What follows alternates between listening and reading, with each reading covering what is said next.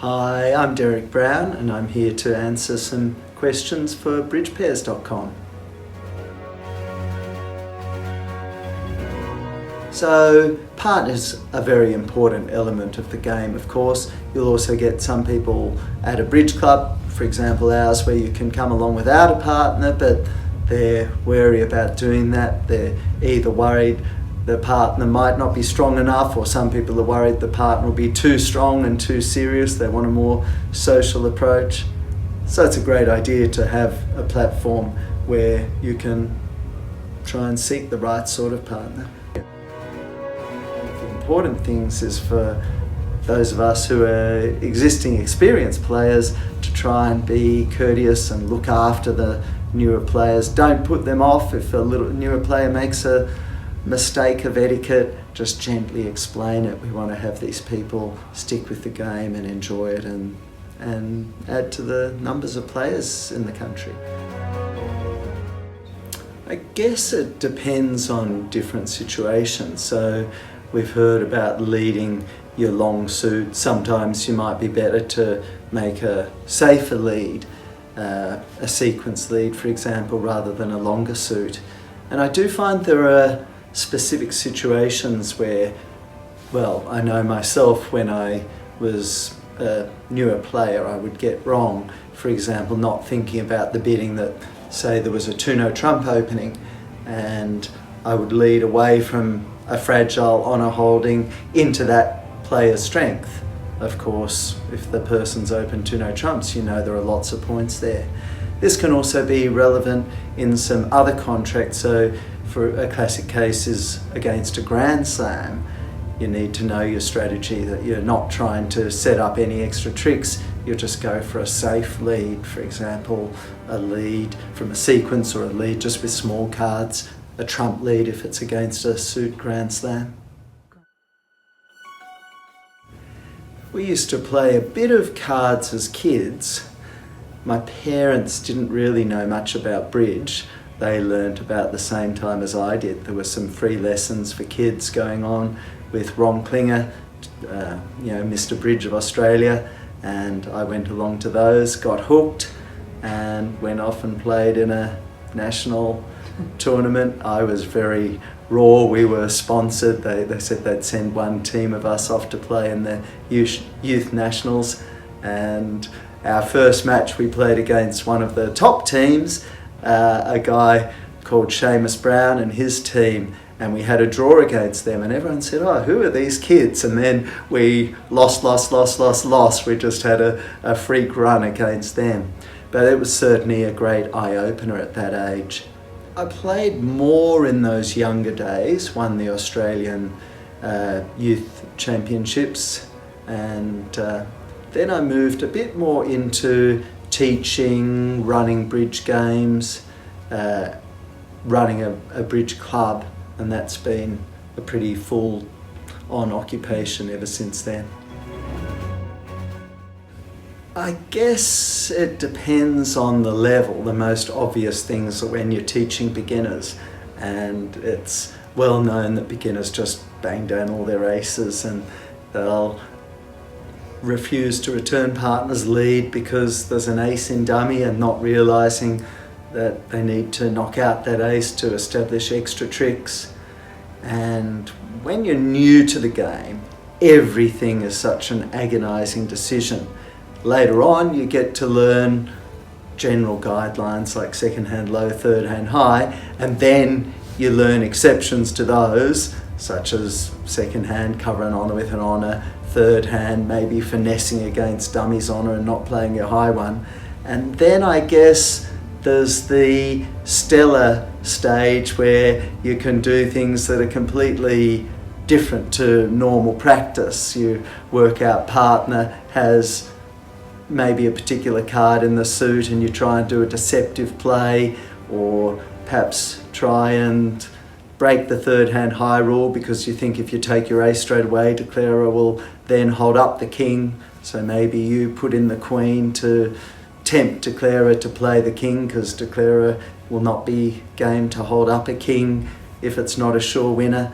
So there gets a stage where it's a whole new different level of bridge, and where even many expert bridge players will miss those opportunities. They just, so hard to pick up on the inferences and think it through at the table and come up with the right solution.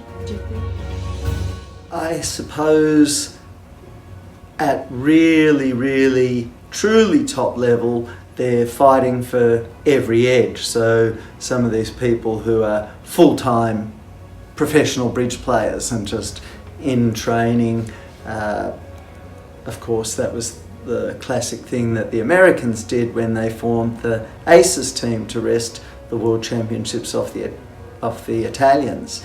They would just go into training. Some of them have admitted that early on the training was a little bit slacker, and they seemed to spend most of their so-called bridge training days at the pool table or the pool. But eventually when they got disciplined, they really were just working on everything. When you're at that stage, I guess you want to have the fancy conventions to cope with as many eventualities as possible if you're trying to win a world championship.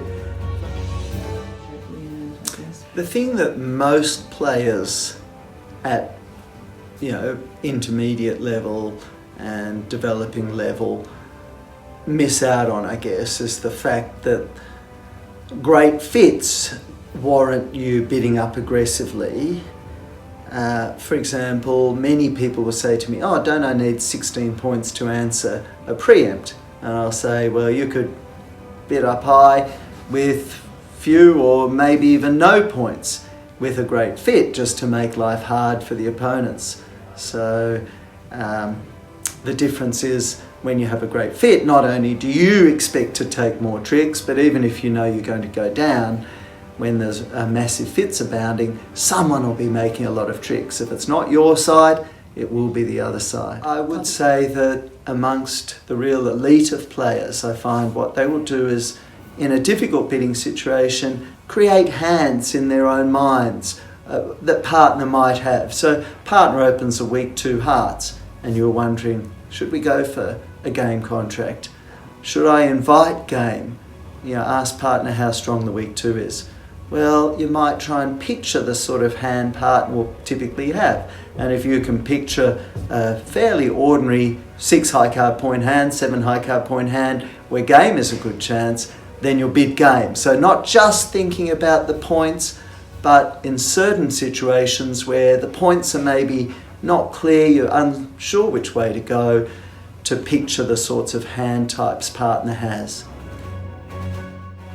One of my favourite conventions is the splinter bid, where your partner makes an unnecessary jump. For example, you go 1 heart, your partner bids 4 diamonds, and it shows a diamond shortage, say a singleton diamond or a void in diamonds, and just enough points for game. And I've seen people come up with rules, how to value your own honours in this suit and so on. That's all very well, but what I think works better, and a lot of experts would do, is actually picture what sort of hand partner might have and see opposite that hand, a sort of typical hand, will slam be a good bet. What about picturing the worst possible hand partner might have, the least suitable hand? If we go 4-no trump, say, to ask for key cards or aces, will that get us too high? And if so, you maybe think, oh, maybe I'll take the low road and just stop in game. So trying to picture partners' hands is an expert technique to help in difficult bidding situations. I do find that there are some players who I compete against, and I know they're always going to naturally want to bid on and take the contract, and you can be a bit pushy and make a bid perhaps that you think yourself is not a great call, but you think, oh, this person probably will bid on rather than take the opportunity to double. What you don't want to do is snatch defeat from the jaws of victory. For example, the opponents bid 4 hearts, you bid 4 spades, you push them up to 5 hearts, and then sometimes this is enough that you've already won the board, and then you see people just can't stop and they'll go on to 5 spades. Firstly, they miss out on opportunities to do the takeout doubles at the early stages, so very new players are usually not seeing that on their radar. And then for more advanced club players, intermediate level or even stronger players, most of them will tend not to double. They feel, oh, that's scary, I'm going to double them. I don't want to do that. No, I'll bid on myself, not realising that bidding on is perhaps risky, or even more players probably who will do neither, who will not bid on and won't double and just let the opponents rob them. Well, that of course is also very risky, to let the opponents take your contract away. I think so many of us would love to see Bob Hammond in action, although he's dropped out of the top scene a bit. He was considered one of the all-time greats of bridge. Zia Mahmood, I guess, is that huge personality in bridge, and people would love to see him, myself included. Sabine Orkin, another great bridge player and German personality. Some of the top people in the game now, Geir Helgemo of Norway, and Boy Brogland, who's been such a big figure in the fight against cheating in bridge, as well as being a top player himself. It's been great answering your questions. I'm Derrick Browne, and I look forward to seeing you on Bridge Pairs.